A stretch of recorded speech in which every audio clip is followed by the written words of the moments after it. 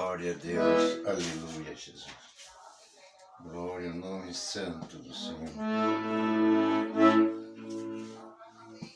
Glória a Deus.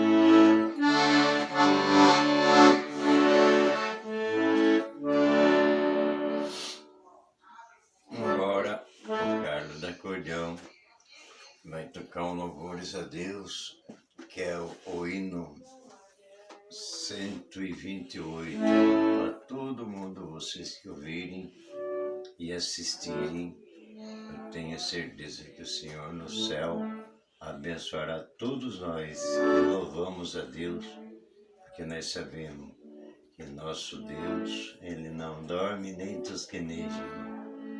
Ele é o Deus de ontem, de hoje e vai ser eternamente. Ele se alegra com nossos louvores a Deus.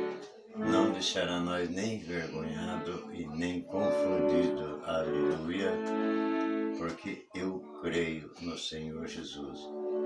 Todos vocês que assistirem, pode ser evangélico, pode ser católico, pode ser todos a denominação de igreja, porque o nosso Deus, Ele não olha para a placa, Ele olha para o nosso coração. Glória ao nome do Senhor.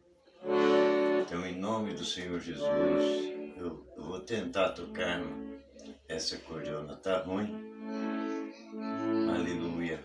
Mas eu tenho certeza que o Senhor no céu, para Ele tá tudo certo, irmão. No nome de Jesus. Glória a Deus. Vou tocar o hino 128 para todos vocês que ouvirem.